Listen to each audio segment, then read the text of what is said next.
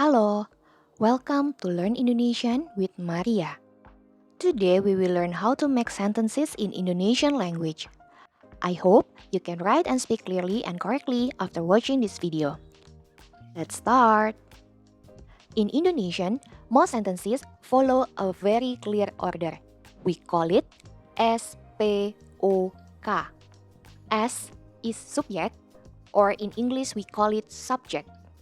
The subject is a person, thing, or idea that's doing something or being talked about. P is predicate, or in English we call it predicate. It usually comes after the subject to describe what the subject is doing, and it's usually a verb. O is object, or in English we call it object. The object is the person or things that receive the action. And K is keterangan, or in English we call it adverb. It is a complement such as time, place, frequency, or manner. For example, adik saya bermain sepak bola kemarin. Adik is the subject, bermain is the verb, sepak bola is the object, and kemarin is the adverb, which give additional information about the time. The next example is saya makan nasi goreng di rumah.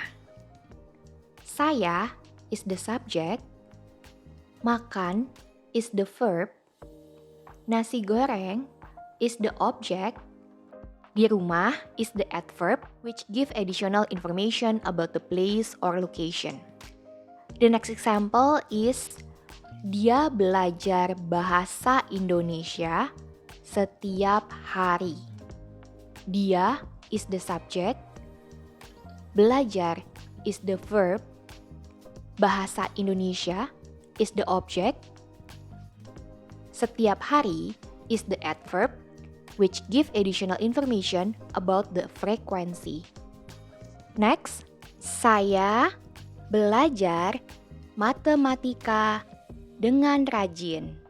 Saya is the subject, belajar is the verb, matematika is the object, dengan rajin is the adverb, which give additional information about the manner. The great things about Indonesian sentences is that the word order is very consistent. Subject always comes first, then predicate, then object, and finally keterangan if you want to give extra information. So, if you follow this order, your sentences will always sound natural. Okay, it's time for quiz. Let's practice together. Arrange these words into a SPOK sentence.